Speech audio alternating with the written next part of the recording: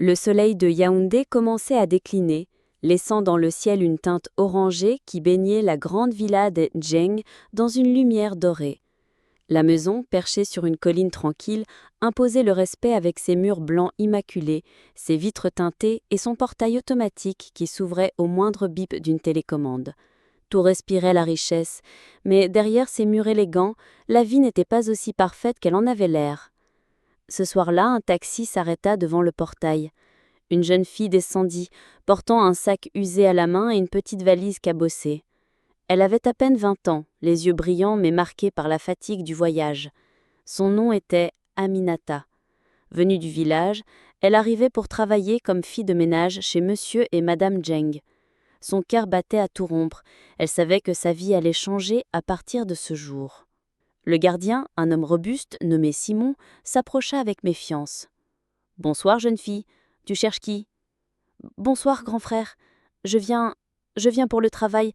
Madame m'a fait appeler. » Simon hocha la tête et décrocha son téléphone. Quelques instants plus tard, une silhouette élancée sortit de la maison. C'était madame Clarisse Djeng, la maîtresse des lieux. Une femme belle, raffinée, toujours habillée avec goût. Ses talons claquaient sur le carrelage comme un rappel de son autorité. « Tu dois être Aminata ?»« Oui, madame. Bonsoir. Entre. Dépêche-toi. Je n'aime pas qu'on traîne devant la maison. » Aminata baissa les yeux, intimidée par le ton sec de Clarisse. Elle franchit le portail, le cœur serré. La maison paraissait encore plus grande de l'intérieur. Un salon vaste, décoré de meubles italiens, un immense écran plat accroché au mur, des tableaux modernes et l'odeur de parfums chers flottant dans l'air. Clarisse fit signe à Aminata de la suivre. Elle la conduisit à une petite chambre à l'arrière, près de la cuisine. « Voilà ta chambre. Ce n'est pas grand-chose, mais ça suffit pour toi. Range tes affaires, demain tu commences tôt. »« Merci, madame. » Aminata posa son sac sur le lit étroit. La pièce était modeste mais propre. Un lit simple, une petite armoire, une fenêtre donnant sur la cour arrière. Pour elle qui venait d'une maison en terre battue au village, c'était déjà un luxe. Alors qu'elle rangeait ses vêtements, elle entendit des rires dans le salon. Curieuse, elle jeta un coup d'œil discret. Clarisse parlait au téléphone, son visage illuminé d'un sourire complice qu'Aminata ne lui avait pas vu auparavant. Sa voix était douce, presque enfantine. « Mon chéri, tu sais que tu me manques déjà ? » ?»« Non, ne dis pas ça, tu me rends folle. » Aminata détourna vite les yeux. Elle avait compris que madame ne parlait pas à son mari. Quelques heures plus tard, on entendit le vrombissement d'une voiture luxueuse devant la maison. Le portail s'ouvrit et un 4x4 noir entra. Monsieur Martin Djeng, le patron, descendit du véhicule. C'était un homme dans la quarantaine, grand, bien bâti, vêtu d'un costume impeccable. Son visage exprimait la fatigue d'une longue journée de travail, mais aussi une certaine noblesse naturelle. Aminata, encore nerveuse, se tenait près de la porte d'entrée. Clarisse accourut, l'accueillant d'un baiser rapide. « Tu rentres tard, chérie. Encore les dossiers de l'entreprise ?»« Comme toujours, mais au moins ça avance. » Martin remarquait Aminata, immobile dans un coin. Et elle, c'est qui ? Ah oui, je ne t'avais pas encore dit. Voici Aminata, la nouvelle fille de ménage. Elle nous aidera dans la maison. Bonsoir, monsieur, dit Aminata timidement. Bonsoir, jeune fille. Bienvenue. J'espère que tu travailleras bien ici. Il lui lança un sourire bref, puis monta à l'étage. Aminata sentit une chaleur étrange l'envahir. Ce patron avait une prestance impressionnante, différente de celle des hommes qu'elle avait connus au village. Les jours suivants, Aminata s'intégra peu à peu. Elle se levait à l'aube, balayait la cour, nettoyait le salon, préparait le petit déjeuner. Elle travaillait sans se plaindre, même quand Clarisse lui donnait des ordres d'une voix froide. « Aminata, le sol n'est pas bien lavé. Reprends depuis le début. »« Oui, madame. » Mais malgré ses airs sévères, Clarisse passait la plupart de ses journées dehors, salon de beauté, boutique, rendez-vous mystérieux. Elle n'accordait que peu d'attention à son foyer. C'est dans ces moments d'absence qu'Aminata commença à observer Martin. Chaque soir, il rentrait tard, fatigué, mangeait souvent seul à table car sa femme n'était pas encore là. Alors c'est Aminata qui lui servait son repas. « Merci Aminata, tu cuisines bien, ça change de la nourriture froide qu'on m'apporte d'habitude. »« C'est un honneur, monsieur, je veux que vous soyez à l'aise. » Elle baissait toujours les yeux en parlant, mais son cœur battait fort. Elle savait qu'un lien invisible commençait à se tisser. Un soir, alors qu'elle rangeait la cuisine, Aminata entendit une dispute à l'étage. Les voix étaient fortes, agressives. « Clarisse, j'en ai assez. Tu n'es jamais à la maison. »« Ne commence pas, Martin. J'ai ma vie aussi. Tu crois que je vais rester enfermée ici comme une prisonnière ?»« Ta vie? C'est quoi ta vie, Clarisse? Les salons? Les rendez-vous bizarres? Tu n'as pas à me contrôler. » Le silence retomba après un claquement de porte. Aminata, les mains tremblantes, comprit que ce foyer soi-disant parfait était déjà en train de se fissurer. Ce soir-là, en allant se coucher, Aminata resta longtemps éveillée. Les images défilaient dans son esprit. Le sourire secret de madame au téléphone, la fatigue et la solitude du patron, les disputes récurrentes. Elle pensait à sa propre vie, une fille pauvre, sans diplôme, venue chercher un avenir meilleur. Ici, elle voyait une opportunité, une brèche. Un murmure intérieur lui soufflait « Si madame ne sait pas prendre soin de son mari, peut-être que toi, tu le pourras. » Aminata serra son oreiller contre sa poitrine. Elle n'avait encore rien décidé, mais une chose était sûre, sa vie dans cette maison ne serait pas banale. Et sans qu'elle le sache, son destin venait de prendre un tournant irréversible. Le soleil s'était à peine levé sur Yaoundé et la maison des Njeng baignait déjà dans une atmosphère particulière. Dans la cuisine, Aminata s'affaire à préparer le petit déjeuner. Le bruit de la cafetière se mêlait au parfum du pain chaud et des œufs en train de cuire. Comme chaque matin, elle avait tout disposé avec soin. Le jus d'orange fraîchement pressé pour monsieur, le café fort pour madame. Mais ce matin, Clarisse ne descendit pas immédiatement. Martin prend son café seul, les yeux rivés sur son téléphone. « Toujours pas réveillée, madame » demanda Aminata timidement. « Elle dort encore, je suppose » répondit Martin d'un ton amer. Il vida sa tasse, soupira longuement et quitta la maison pour aller au travail. Aminata sentit le silence peser dans le salon. Quelques minutes plus tard, Clarisse descendit enfin, maquillée, habillée d'une robe élégante, comme si elle se préparait pour une sortie.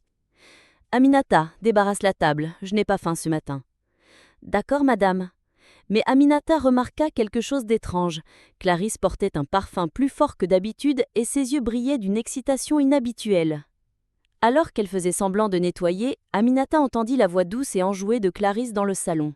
Elle parlait au téléphone, croyant être seule. « Oui, mon amour, je te rejoins tout à l'heure. » Un rire cristallin. « Ne t'inquiète pas, Martin est déjà parti. Comme toujours, il ne se doute de rien. » Le cœur d'Aminata s'arrête un instant. Elle reste immobile, cachée derrière la porte de la cuisine. Les mots étaient clairs. Madame Clarisse avait un amoureux. « Toi seule sais comment me faire sourire. Oh, j'ai hâte de te voir », poursuivait Clarisse. Aminata serra fort le chiffon qu'elle tenait entre ses mains. Elle avait grandi avec une mère qui répétait sans cesse que la loyauté dans un foyer était sacrée. Entendre ces mots la bouleversa, mais en même temps, une pensée audacieuse traversa son esprit. Alors c'est vrai, madame ne respecte pas son mari. Ce jour-là, Clarisse a quitté la maison en demandant à Aminata de s'occuper du linge et de la cuisine. Mais avant de partir, elle donne un ordre étrange. « Si jamais Martin appelle, tu lui dis que je suis allée voir ma cousine malade, comprise ?»« Oui, madame, » répondit Aminata, baissant la tête. Une fois seule, Aminata se glissa à la fenêtre et vit Clarisse monter dans une voiture qui l'attendait devant la villa. Ce n'était pas une voiture de taxi, mais un modèle luxueux, conduit par un homme élégant en chemise blanche. Ils échangèrent un regard complice avant de s'éloigner. Aminata sentit son ventre se nouer. Elle avait vu de ses propres yeux ce qu'elle soupçonnait. Clarisse vivait une double vie. Le soir venu, Martin rentra comme à son habitude, fatigué et pensif.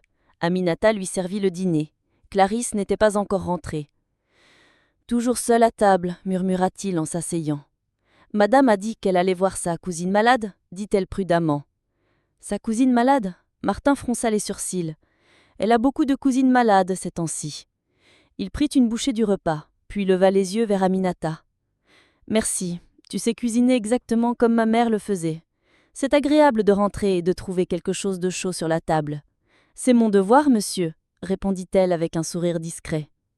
Ce soir-là, Martin parla plus que d'habitude, comme si, face à la solitude, il avait besoin d'une oreille attentive. « Aminata, tu sais, le mariage ce n'est pas facile, surtout quand chacun semble vivre dans son propre monde. »« Je comprends, monsieur » dit-elle doucement, sans oser en dire plus. Mais dans son cœur, Aminata savait qu'elle comprenait mieux que quiconque. Elle voyait déjà les fissures béantes dans ce foyer. Quelques jours plus tard, alors qu'elle rangeait la chambre de Clarisse, Aminata tomba sur une enveloppe oubliée dans un sac à main. Par curiosité, ou peut-être par instinct, elle l'ouvrit. À l'intérieur, une photo. Clarisse posée dans les bras d'un autre homme, souriante, radieuse. Derrière la photo, une note grufflonnée. « À ma reine pour toujours ». Le cœur d'Aminata se serra. Elle remit la photo en place, mais cette image s'imprime dans son esprit. Elle n'était plus dans le doute. Madame trompait bien son mari. Le soir, alors qu'elle étendait du linge, Aminata vit Martin assis seul dans le jardin, un verre à la main. Son regard était perdu, lointain. Elle hésita, puis s'approcha. « Monsieur, tout va bien ?» Il haussa les épaules. « Je ne sais pas, Aminata. Parfois j'ai l'impression que ma femme et moi vivons sur deux planètes différentes. »« Je comprends, monsieur, » dit-elle doucement, sans oser en dire plus. Mais dans son cœur, Aminata savait qu'elle comprenait mieux que quiconque. Elle voyait déjà les fissures béantes dans ce foyer. Cette nuit-là, allongée sur son lit étroit, Aminata repensait à tout ce qu'elle avait vu et entendu. Les appels doux de Clarisse à son amoureux, les absences répétées, la photo volée, preuve irréfutable, les soupirs de Martin seul et malheureux. Elle se dit « Madame ne mérite pas cet homme. Elle a tout, une belle maison, un mari fidèle, mais elle le néglige. Et lui, il souffre en silence. Si moi j'étais à sa place, je prendrais soin de lui. » Son cœur battait fort. Elle n'était encore qu'une simple femme de ménage, mais dans son esprit naissait une idée dangereuse. Une idée qui allait bientôt bouleverser le destin de toute la maison. Le temps passait et Aminata s'était parfaitement adaptée à la vie de la maison. Toujours ponctuelle, discrète mais efficace, elle devenait peu à peu la petite ombre silencieuse qui tenait tout en ordre. Pourtant, dans son cœur, quelque chose avait changé.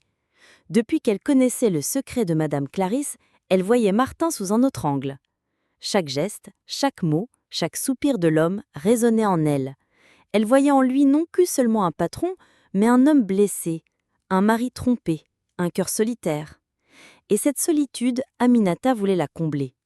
Un soir, alors que Martin rentrait plus tard que d'habitude, fatigué et abandonné, il trouva une table joliment dressée, des bougies, un plat chaud fumant et une odeur irrésistible de sauce arachide. « Qui a préparé ça ?» exigea-t-il, surpris. « C'est moi, monsieur », répondit Aminata, la voix tremblante mais le regard déterminé. « J'ai pensé que vous auriez besoin de manger quelque chose de chaud après une longue journée. » Martin s'assit, pris au dépourvu. Il goûta, puis sourit faiblement. « Ça me rappelle la cuisine de ma grand-mère. C'est délicieux. » Ce sourire, Aminata ne l'oublia plus jamais. Elle venait d'ouvrir une porte invisible. Dès lors, elle multiplie les attentions discrètes. Elle repassait soigneusement les chemises de Martin, les parfumant légèrement de lavande. Elle lui préparait du thé chaud quand il rentrait tard. Elle rangeait son bureau avec soin, y déposant une petite note. « Bon courage, monsieur. » À chaque fois, Martin semblait touché. Il ne disait pas grand-chose, mais ses yeux s'attardaient de plus en plus sur Aminata, comme s'il découvrait en elle une douceur qu'il n'avait plus connue depuis longtemps. Un soir, Clarisse n'était pas encore rentrée. Martin s'installe dans le jardin, une bière à la main. Aminata, qui arrosait les plantes, sentait qu'il avait besoin de parler. « Aminata, » dit-il d'une voix grave, « est-ce que tu crois que certaines femmes oublient ce que c'est qu'être épouse ?» Elle hésita, mais répondit doucement. « Je crois que, parfois, les gens oublient la valeur de ce qu'ils ont, jusqu'à ce qu'il soit trop tard. » Martin la regarda longuement. Ce n'était pas seulement une réponse de servante, mais une vérité qu'il ressentait profondément. « Tu es jeune, mais tu as de la sagesse, » murmura-t-il.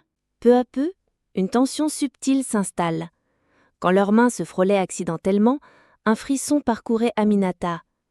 Quand elle baissait les yeux en lui servitant son repas, elle sentait son regard peser sur elle plus longtemps que nécessaire. Une nuit, alors qu'elle ramassait des verres oubliés dans le salon, elle surprit Martin la fixant discrètement depuis l'escalier. Leurs salutations se croisèrent, aucun mot n'était prononcé, mais tout était dit. Clarisse, trop occupée par ses sorties secrètes, ne remarquait rien, mais Aminata, elle, notait chaque absence. Chaque fois que Madame sortait, elle savait que c'était son moment pour se rapprocher d'un peu plus du patron.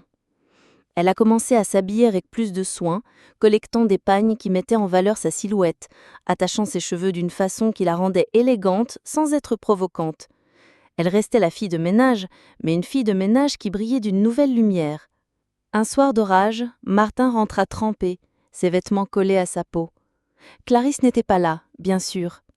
Aminata accourut avec une serviette. « Monsieur, vous allez tomber malade !» s'écria-t-elle en lui essuyant les cheveux avec une tendresse inattendue. Martin la laissa faire, silencieux. Leurs visages étaient si proches qu'Aminata sentait son souffle chaud sur sa joue. Le temps semble s'arrêter. Puis il recula brusquement, comme s'il avait pris conscience du danger. « Merci, Aminata, tu peux retourner à ta chambre. » Mais cette nuit-là, ni lui ni elle ne purent trouver le sommeil. Aminata savait qu'elle avait franchi une étape. Elle ne voyait plus seulement en Martin son patron, mais un homme qu'elle désirait profondément. Et elle avait la certitude que lui aussi ressentirait quelque chose. Assise sur son lit, les yeux perdus dans le vide, elle se répéta « Je ne suis peut-être qu'une fille de ménage, mais je peux lui offrir ce que sa femme refuse de lui donner, l'attention, la fidélité, la chaleur d'un foyer. » Une détermination nouvelle brûlait dans ses yeux. Désormais, ce n'était plus seulement une tentation, mais un plan. Aminata était prête à tout pour conquérir le cœur de son patron. Et rien ne pourrait l'arrêter. La pluie s'abattait violemment sur Yaoundé ce soir-là. Le tonnerre grondait, les éclairs illuminaient par instants la grande villa d'Enjeng. Dans le salon, les lumières tamisées donnaient à la pièce une ambiance presque intime. Martin venait de rentrer, trempé et visiblement épuisé. Ses épaules voûtées trahissaient le poids d'une journée écrasante au bureau. Clarisse, comme souvent, n'était pas là. Aminata, qui rangeait la cuisine, aperçut son patron assis seul dans le canapé, la tête entre les mains. Elle hésite, puis s'approche doucement avec une tasse de thé fumant. « Monsieur, vous devriez boire quelque chose de chaud, ça vous fera du bien. » Martin lève les yeux vers elle. Ses traits étaient tirés, mais ses yeux exprimaient une gratitude sincère. Il prend la tasse et y met une gorgée. « Merci, Aminata, » murmura-t-il. « Tu es toujours là, toi. » Ces mots simples résonnèrent comme une confession. Aminata sentit son cœur bondir. Le silence s'installe, seulement troublé par le bruit de la pluie battante contre les vitres. Martin posa la tasse sur la table et soupira profondément. « Tu sais, parfois je me demande si je ne suis pas en train de me battre seul dans ce mariage. » Il marqua une pause, cherchant ses mots. « Clarisse n'est plus la femme que j'ai épousée. Elle est toujours absente, toujours distante, comme si je n'existe plus. » Aminata sentit ses mains trembler. C'était l'instant qu'elle attendait. « Monsieur, » dit-elle d'une voix douce, « vous n'êtes pas seul. Il y a des gens qui voient vos efforts, qui concernent la personne que vous êtes. » Martin la regarda fixement. Leurs yeux se croisèrent et il y eut entre eux un silence chargé d'une tension brûlante. Sans réfléchir, Martin pose sa main sur celle d'Aminata. Elle a eu un sursaut, mais ne la retira pas. Ses doigts chauds enveloppaient les siens avec une douceur inattendue. « Aminata, tu es si jeune, tu ne comprends pas tout ça. »« Je comprends plus que vous ne le pensez, » répondit-elle en soutenant son regard. Le tonnerre gronda de nouveau, et comme pour couvrir leur culpabilité, la pluie redoubla d'intensité. Martin se leva brusquement, comme pour mettre fin à ce moment interdit. Mais Aminata se leva aussi, se retrouva juste devant lui. « Monsieur, pourquoi fuir ? Vous méritez mieux que la solitude. » Ces mots étaient simples, mais portés par une intensité qui brisa la dernière résistance de Martin. Il la contempla, partagé entre raison et désir. Puis, lentement, il posa sa main sur sa joue. « Aminata, je ne devrais pas. »« Alors ne dis rien, » souffla-t-elle. Leurs lèvres se frôlèrent, hésitantes, avant de s'unir dans un baiser à la fois timide et passionné. Ce fut comme si le barrage avait cédé. Toute la frustration, la solitude et le désir refoulé se libérèrent dans cet instant. Ils montèrent à l'étage, chacun entraîné par l'autre, comme deux aimants qui ne pouvaient plus se repousser. Dans la chambre d'amis, leurs gestes devinrent plus audacieux, plus désespérés. Martin, d'abord hésitant, finit par s'abandonner complètement. Aminata, elle, laissait éclater une intensité qu'elle avait contenue depuis des semaines. Dehors, la pluie ne cessait de tomber, comme pour laver leurs péchés. Mais à l'intérieur, ce fut la naissance d'un lien secret, dangereux, irréversible. Le lendemain, à l'aube, Aminata se réveilla la première. Elle resta allongée quelques minutes, observant le visage de Martin endormi. Il paraissait apaisé, presque vulnérable. Un sourire discret étira ses lèvres. Elle savait qu'elle avait franchi la ligne. Plus rien ne serait comme avant. Quand Martin révéla enfin les yeux, il semblait troublé, presque honteux. « Aminata, ce qui s'est passé, Ne vous inquiétez pas, monsieur, dit-elle doucement. Je ne dirai rien, jamais. Elle posa une main rassurante sur la sienne. Vous avez besoin de quelqu'un qui vous comprenne. Je serai toujours là. Martin détourna le regard, incapable de répondre. Mais au fond de lui, il savait que son secret venait de naître. Ce matin-là, quand Clarisse rentra après une nuit passée chez une amie, elle trouva son mari silencieuse et nerveuse. Aminata, elle, servait le petit déjeuner comme si de rien n'était, un éclat de malice caché au fond de ses yeux. Entre elle et Martin, un pacte muet venait d'être scellé. Un pacte qui allait les entraîner dans un engrenage sans retour. Depuis cette nuit d'orage, la villa Njeng n'était plus la même. Chaque matin, Aminata préparait le petit déjeuner avec une zèle particulière et chaque soir, elle guettait les pas lourds de Martin revenant du travail. Leurs regards se croisaient furtivement, leurs mains se frôlaient volontairement. Pourtant, chacun savait qu'ils aboutiraient désormais dans la clandestinité. Mais au bout de quelques semaines, Aminata envoyait les premiers signes. Ses nausées matinales, ses étourdissements, ses retards, elle comprit avant même d'oser acheter un test. Elle portait l'enfant de Martin. Elle reste longtemps assise, seule dans sa petite chambre, la main posée sur son ventre encore plat. Un mélange de peur et de fierté l'envahissait. Voilà, je ne suis plus seulement la fille de ménage, je suis celle qui porte son héritier. Clarisse, elle, continuait ses escapades, mais son instinct féminin finit par s'éveiller. Un soir, elle observait Martin au dîner. Il parlait moins, il évitait parfois son regard et surtout, il semblait avoir retrouvé un éclat de vitalité étrange. « Tu as l'air différent ces derniers temps », lança-t-elle en plantant ses yeux dans les siens. « Comment différent ?» répliqua Martin en feignant l'indifférence. « Je ne sais pas. Plus détendu. Presque heureux. » Martin se contenta d'un sourire forcé. Clarisse fronça les sourcils mais ne dit rien. Pourtant, au fond d'elle, une inquiétude grandissait. Un soir, alors qu'elle rangeait le bureau, Aminata décida d'affronter son patron. Elle ferma doucement la porte derrière elle, puis s'approcha, le cœur battant. « Monsieur, je dois vous dire quelque chose. » Martin releva la tête, surpris par le ton grave de sa servante. « Qu'y a-t-il, Aminata ?» Elle hésita, puis lâcha d'une voix tremblante. « Je suis enceinte. » Le monde semble s'effondrer autour de Martin. Il se leva brusquement, parcourut la pièce de long en large, les mains sur la tête. « Enceinte ?